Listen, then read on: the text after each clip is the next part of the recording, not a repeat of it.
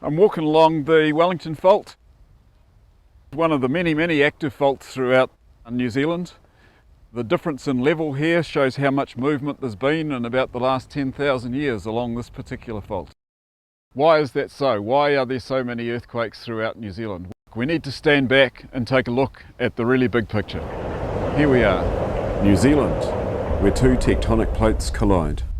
In the south, we have a trench. A trench means that one side, in this case the Australian plate, is going down beneath the Pacific plate, down to about 200 kilometres deep. And along that plate boundary, there are many earthquakes.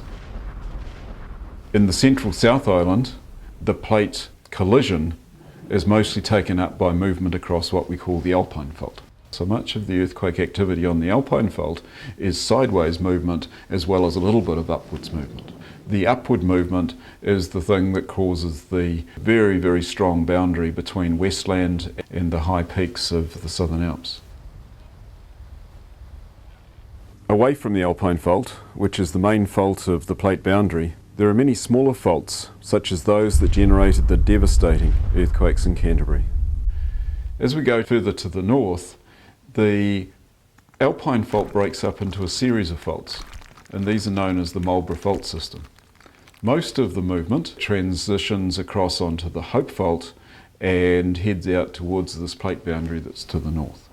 The North Island situation is more or less the opposite of what's occurring in Fiordland. In the big picture, the Pacific plate is now going down underneath the North Island, which is still part of this great big Australian plate, and it dives down to 500 and 600 kilometres deep. As well as the master fault that we might call as the subduction fault, the North Island's broken up into many smaller parts. So the earthquake activity is quite varied in the North Island. We have the possibility of really big earthquakes on the plate interface, on the subduction zone in East Coast North Island, and that could be similar to big earthquakes that have occurred in Japan or in Indonesia. Smaller earthquakes, but maybe closer to the cities, like the Napier earthquake in 1931. And then when we get into the volcanic zone, that's where the land is pulling apart and we see a different sort of fault again, and earthquakes are generally smaller on these faults.